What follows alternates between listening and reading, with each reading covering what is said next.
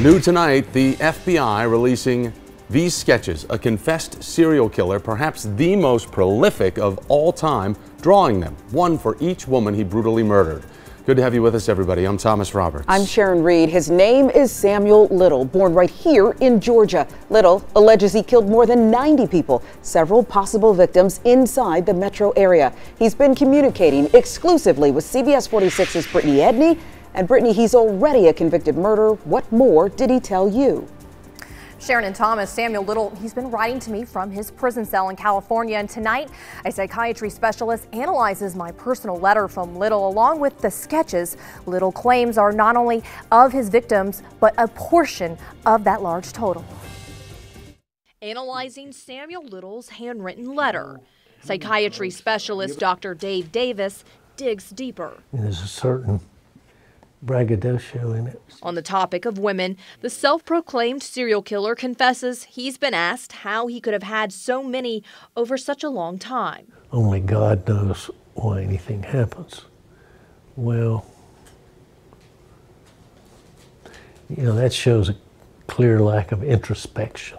Davis says victimhood is a common theme amongst serial killers. Most of them have, they have a sad story that they tell you. That's the way they see it, that they were victims.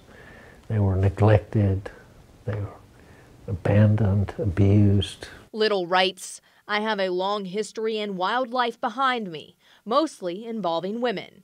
Some of those women Samuel now sketches decades later." If this is accurate, it's remarkable.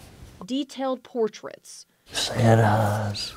With most of them portraying a more somber expression, which David says could be Little's way of expressing how he feels. That's what a Rorschach is, that the person who's taking the test projects part of them into the test.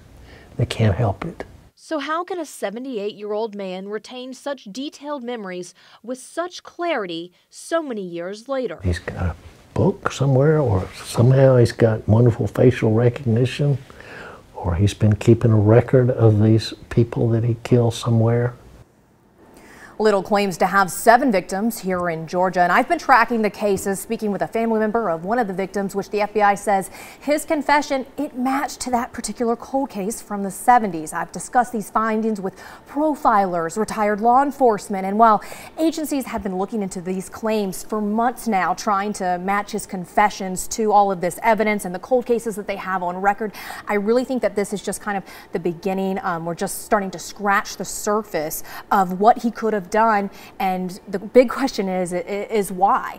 And I wanted to show with you guys, we've been looking at them all evening here at the CBS 46 studio, a lot of these portraits that he has drawn, and they're very detailed. Yeah, the detail is chilling. The number as high as 90, maybe more, who knows? That's disturbing. Right. These are disturbing. And again, he controlled the process. He drew these. And then the letter seems somewhat about control. It's all about him. What's funny is he didn't really address some of the questions in my letter. He really is kind of controlling the direction of this conversation. It's him who's deciding what he reveals and how, and I think that kind of speaks to these portraits as well. And something else that the doctor shared with me tonight is just look at the skin tones, the details. They're varying, they're very specific. Do we know the handwriting that's on some? Is that his?